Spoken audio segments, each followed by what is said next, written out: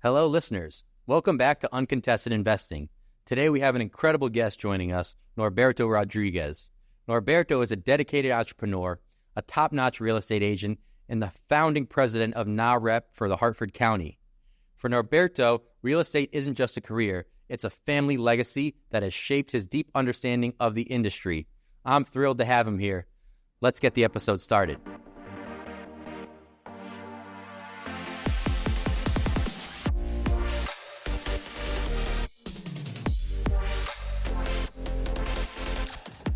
Norberto Rodriguez, thank you so much for joining me today. I'm glad you got the, maybe not so glad, you got the entire New York City experience with the traffic and the rerouting of the GPS, but I'm happy you made it. Thank you so much for joining us today. No, thank you for having me. I'm honored to be on the podcast. And yes, I got the typical New York experience on the way in. That's all right. Podcast will go smooth today, so we'll figure that out. So the reason that you're here today, real estate agent, entrepreneur, anything to do with real estate, you're pretty much involved in it. But it's much more than a profession for you. It's kind of a family legacy. Am I correct in saying that? Can you kind of talk about how that started for you? Yeah, so I'm first generation Puerto Rican American, right? My parents came over from Puerto Rico, and they, from the ground up. My father was a dishwasher. My mother was, stay-at-home mom. So I've watched that, obviously growing up, seeing that dynamic.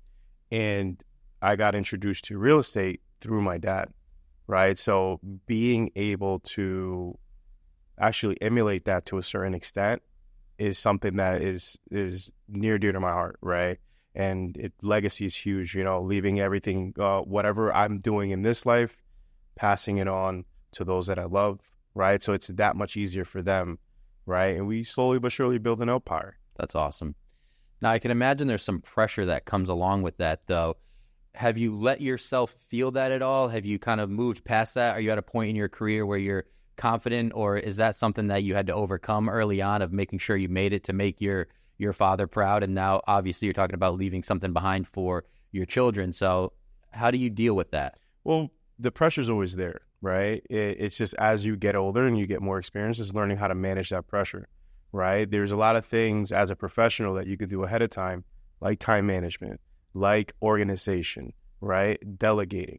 These are things and traits that if you don't have a mentor, you're going to learn along the way, right? And if it's just something that is just your goal, this is what you want to do, then these are part of the things that need to be done in order to get you to that extent. I mean, in today's time, I still feel the pressure, right? I just know how to manage it that much better. Yeah, that's good insight. So at Uncontested Investing, we're all about telling the stories. And for you, you had some sales experience before that. So I kind of want to relate this to the listeners at home tuning into this episode. They're on the fence about getting into real estate. Maybe they've just started out, but they have these skills that they're maybe not taking advantage of. You had plenty of years of experience in sales. How do you think that helped you? And, what are some of those skills that you can hark back to and really rely on in this professional setting? Yeah. So, my first job was a sales job, right? I used to sell cell phones, getting a job at Circuit City at 16. And it helped me create that tough skin, that resilience that is needed in the sales industry. Right? It gives you that confidence to be able to communicate effectively with a client or a prospect or a customer, right? And using those traits, it's what's helped me propel in the real estate industry and have the confidence in myself to grow, right? Take those chances, right? But you got to start somewhere, right? I feel being in the sales industry gives you an invaluable asset, better said, because it's transmutable throughout all industries, whether it's finance, mortgages, insurance, it's all sales. We're in the people business. Effective communication is key. And if you can't talk to people, then, you're at a point where it might not be the greatest fit for you, but, it's taking that chance. I like having those conversations because there is a lot of, I don't want to call it fear, but maybe it's trepidation is the better word, of people that want to get into real estate investing. There's a lot of uncertainty. How do I find the properties? Am I cut out for this? It's kind of a big risk, but if people have these careers that they've done before that, they can have that light bulb moment of, oh, I do have the necessary skills to succeed. I just got to find the right mentor, as you said, or find that first property, get that under my belt, and then it kind of explodes from there. Yep. So you also had, you're also now 7 years into being a real estate broker. We talked about getting that experience, having those skills. What about advice? Have you been able to receive some great advice? Maybe it was from your father or another peer in the industry. And is there any advice that you're giving to other people now as you kind of move forward and are confident and are building an empire, as you said? Well, one tip I would say is write it down, right? If you have an idea, have a notebook. I'm a little old school. Every one of my vehicles, I have a notepad and I have a pen.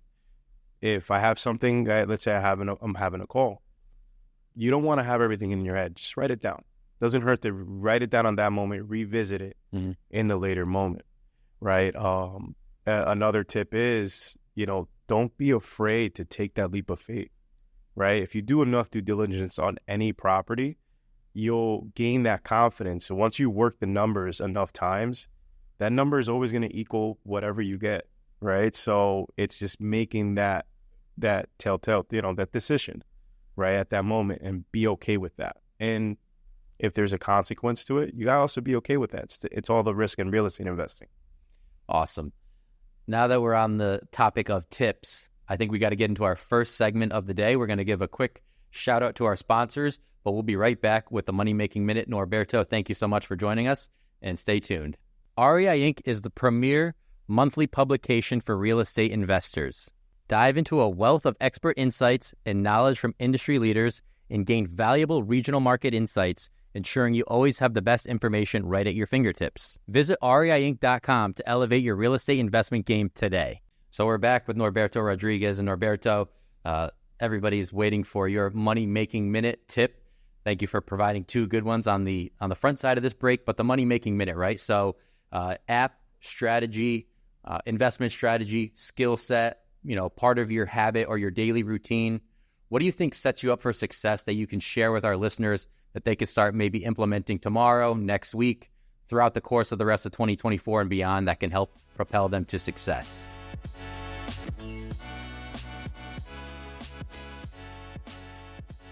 Hold yourself accountable, right? Anything you set your mind to, accomplish that. Put a goal in place. Now, once you have your goal, set your plan, right? Follow those steps.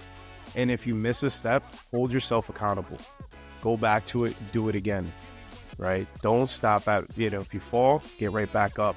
It's just one of those things is if you don't stay consistent in the real estate game, you'll never be successful, right? So part of my key to success is holding myself accountable, sticking to the plan. And no matter if it took me a year or a month, I still stick to it.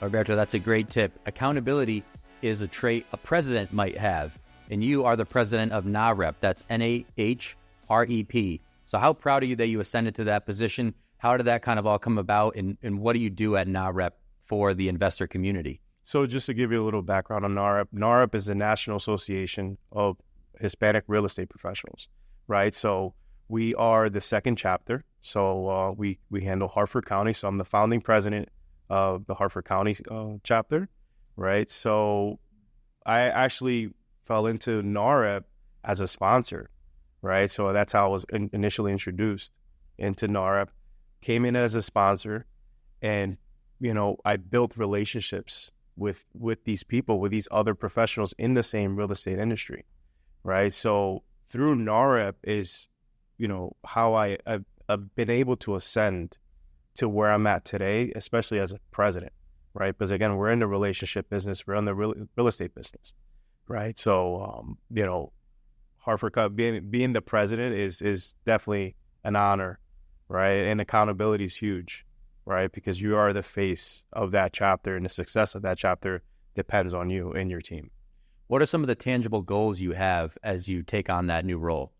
So tangible goals is just, increasing membership, right? As a new chapter, we're still in the in the process of creating awareness, right? Harford County and New Haven County are huge. They take about almost through, I would say 3/4 of the state is covered through those two counties. So we have a lot of territory.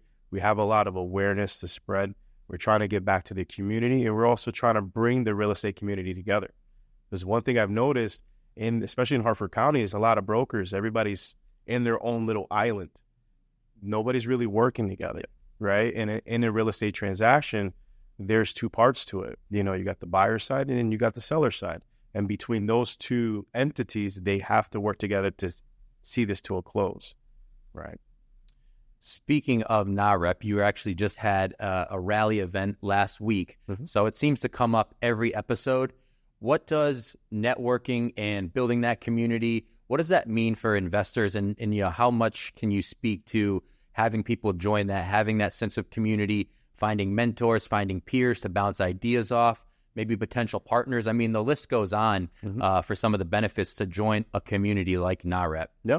So one of my keys to success is being able to join an organization, right? Because through NAHREP or a CT RIA or a real estate investment group, I've been able to create relationships with other partners, sponsors, potential, clients, right? Because you never know who has what and what's coming down the pipeline. Through NAHREP is how I met RCN and how I was introduced to RCN, and I was able to build a partnership with RCN to be able to close these past 7 deals that I've been able to do within the past couple months.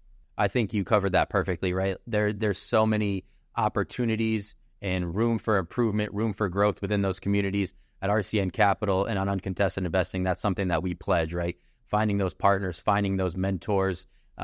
So many times this industry can be finding your own lane, trying to find success individually. But if you broaden your horizons and are able to let people in, let people help you, be open to new ideas, new strategies, there's just endless possibilities in this industry. And it's fun to talk to people that can make such an impact for others, right? Being able to give back and be in a position of power and, reach down and pull somebody else up the ladder is a very powerful way of going about it in this industry. 100%. Yep. So we're going to go to our next segment.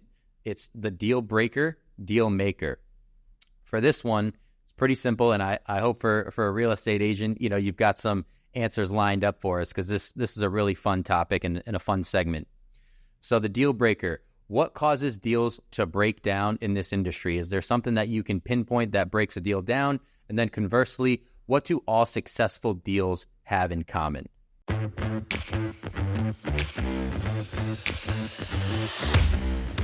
One of my deal breakers is if I don't have the right team supporting me to be able to close that deal, right? So if I don't have the right lender or the right inspector or the right attorney, and these people cannot work together, then that's going to eventually degrade a deal and it's not going to be able to come to a close. So picking a proper team is essential in any deal, right? I would say the same as a deal maker. Having that correct team is in other words, the dream team, right? Bringing these deals to a close is a team effort, right? It's just like anything in this world. If you don't have the correct partners, then whatever goals you guys have in mind might not come about because the partnership is not working correct. That's a great answer. Is there any specific names that pop into your head right away that have been part of your team that have really helped you succeed and, you've kind of brought into that inner circle, right? I'm sure at this point, you don't want many variables to come into the deal process. So is there anybody worth giving a shout out? One particular person is Dario Lopez. He's a RCN Capital partner, and with Dario's partnership and his collaboration, we've been able to close 7 deals. Yes, we'll go through the hoops and hurdles, but that is real estate. Things will pop up. But since we're very fluid, we're able to talk back and forth and have that open communication, we've been able to get these things done and looking to do many more. That's awesome. So, president of NAHREP, real estate agent, entrepreneur. If that wasn't enough, you own your own company as well. Do you want to talk about the decision to, juggle one more professional ball, if you will. And, how's that business going for you? So my other business is Empower Solar and Roof, right? So it's all through real estate, right? So, Empower Solar and Roofing has been great. As we all know, just like real estate provides a need, which is housing, solar provides a need, which is energy, right? Which is in today's time and in the world that we're living in, that has been a common factor in today's household due to a high inflation rate. So I've been able not to only help a homeowner get into their home, right? But I'm also being able to help them after the transaction, right? So I've become a consultant along the way, which is a lot of homeowners, they look to you for advice, right? So through solar, I've been able to provide that additional help, right? But the business has been moving, it's been moving, right? One of the drawbacks to juggling multiple businesses is being able to delegate, right? And being able to trust their correct people. That's why I say teamwork, that partnership, that's critical in any business. There's no doubt that money's involved when we're talking about real estate, owning your own company. That certainly matters, right? The bottom line, you've got employees to pay, you have a family to look after. But sitting across from you, talking to you, there's a certain level of gratitude. The way you laid that out, so you're finding somebody their home, and then you're also providing them a solution that helps save them money while they're living in that home. Can you pinpoint maybe where that gratitude and that attitude comes from for you? Did that just kind of happen naturally, or is there something, maybe childhood, early career, different job experiences? What brought that about?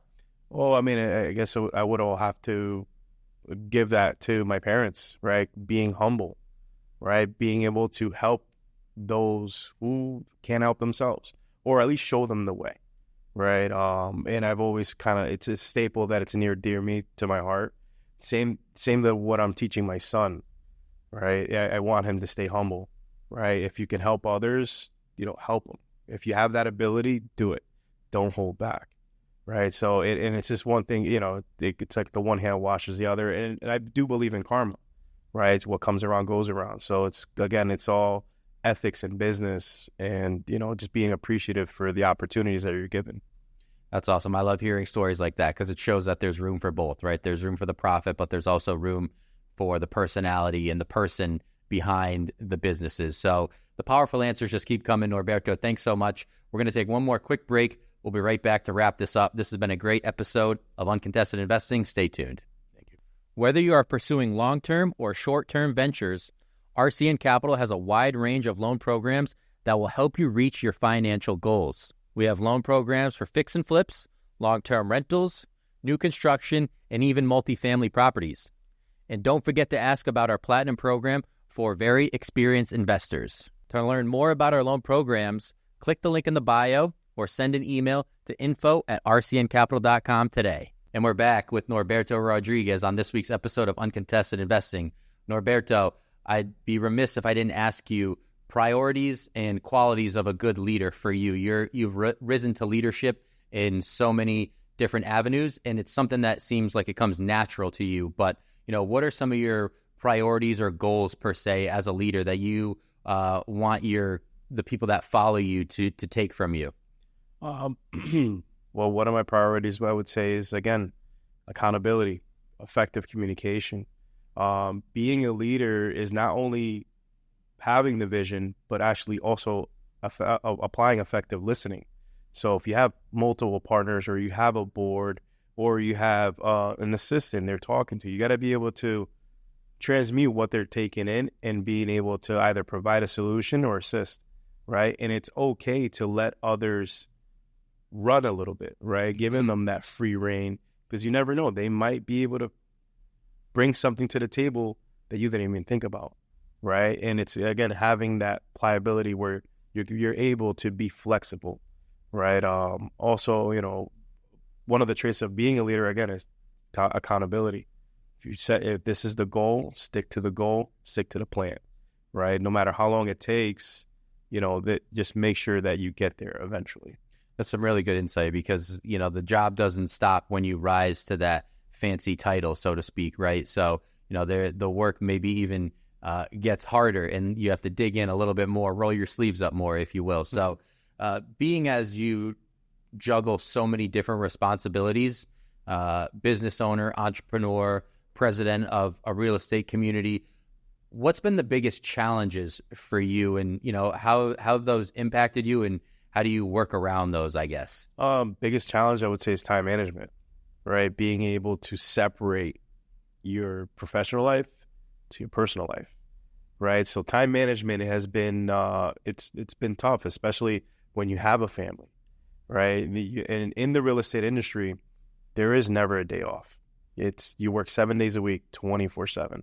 When your clients are calling you, it's either for a question and you want to get back to them in a timely manner, but you also want to have that respect for your family, set that time because at the end of the day, you can never forget of why you're doing this, right? So again, having that and per se balance in the professional life. You mentioned the 24/7 nature of it. It's hard to take a day off. I've got to imagine, though, there's a certain point where you can close the laptop, maybe silence the phone or put it on vibrate so you can still feel it in your pocket if something important comes up. But is there a passion project? And it's okay to lean on the family. That's obviously a huge part of it. Is there something outside of the real estate industry or investment space that helps you recharge your batteries, something that you can do to maybe take 15, 30, 45 minutes of your day that refreshes you, re-energizes you, and allows you to honestly be a better father, professional, president, owner? The list goes on for you. Yeah. Well, it's, again, having that time for yourself. Me personally, I like to go to the gym, right? I'll spend the 45 minutes, the 1 hour. Unplug yourself from the phone. However hard that sounds, unplug yourself and kind of ground yourself in that moment. Take that time, release that pent-up energy, whether if you're going in the morning or in the afternoon or midnight. So taking that time to release that energy in whatever form it takes, again, for me, is physical fitness. It's a great answer, too, because the financial aspect of real estate can kind of consume someone. It's the most important. They've got to look after their family. But physical health is also a major part of that equation. What is acquiring all this wealth if your quality of life is dwindling at the same time, right? You're getting 3 or 4 hours of sleep. You're not eating right. There can be so many factors that can contribute to a poor quality of life. It's a great lesson to hear. I think there's so many different ways to go about it than the physical fitness, but I think the gym is a wonderful outlet, and it's one that I use as well. We started this conversation, though, talking about family, how your father introduced it to you. Now you're at a point, you have 2 sons, is that correct? Yep. So are they at an age where they're starting to ask questions about the business? Are you trying to subtly maybe impart some wisdom on them and maybe entice them to join the family business with you? Is that something, as a father, you just want them to take on naturally? How does that relationship work in, getting them into real estate if you are trying to? Yeah, so when it comes to kids, it's a slow process, right? Just like how I was slowly introduced, I'm doing the same. Out of one of the two is a little bit more asking a lot more questions, more curious, want to know the financials. The other one, he's paying attention, he's more on the back burner. But I do see the interest in both of them. I don't want to pressure them into, hey, you have to do this. I want that to come from inside and, have that drive to be like, hey, can you teach me this? Can you teach me that? That's more genuine. That's how you know it's going to stick, right? Versus it being a phase. I appreciate that because you've been imparting wisdom for real estate professionals the entire episode, and then you drop some fatherly wisdom right there at the end. I think that's great advice for all fathers to hear, right? Let that process just happen naturally. It'll be so much easier and so much more successful when it does come about that way. So you're from New Haven, raised in New Haven. I can't let you leave the studio without asking the most important question. Do you have a go-to pizza spot in New Haven? It's been dubbed the pizza capital of the world by a couple people now. It's starting to get buzz. It's Pepe's, Sally's, Modern. Is there a dark horse in there, or is one of those 3 your favorites? Oh man, see that you just asked me. I'm a pizza lover. I love pizza. New Haven. I mean, they're all great. You got Zupardi's, you got Sally's, you got Modern. funny thing is, every Friday we do a Pizza Friday. So, but we go to a pizza place outside of New Haven. We've actually gone to Milford to Colony Pizza. Ooh, it's been a go-to staple every Friday. You know, you got a nice personal pie. You know, me personally, I'll have a nice cold beer. Can never go out, finish my Friday without it. Yeah. So, you know, for me, if I would have to go outside of New Haven for that one. You should have used that for the money-making minute, the Pizza Fridays. Yeah. That's a good one. Yep. Norberto, though, thank you so much for stopping by the Uncontested Investing Studios. We learned a lot today. I appreciate your time. Is there any way that people can reach out to you on social media, through NAHREP? Is there any contact information you want to drop before you part ways here? Yeah, so reach out to me on either Instagram, LinkedIn, Facebook. But all the handles are going to be in the link description below. Yep. So, you know, feel free to reach out, you know, shoot me a DM. You know, I'm more than happy to answer any of your questions if I can be of assistance. I think that rang true throughout the entire episode. You came across as very genuine. There's a lot of people that clicked see below to find those links. So again, Norberto, thank you for the time. For our listeners out there, I'm Nate Zielinski signing off. This is another episode of Uncontested Investing. We'll see you in the next one. Thank you for listening to Uncontested Investing. Questions about today's episode or the podcast? Email podcast@rcncapital.com and make sure to follow REI Inc. magazine on LinkedIn and Facebook and RCN Capital on Instagram, LinkedIn, and Facebook. See you all next time.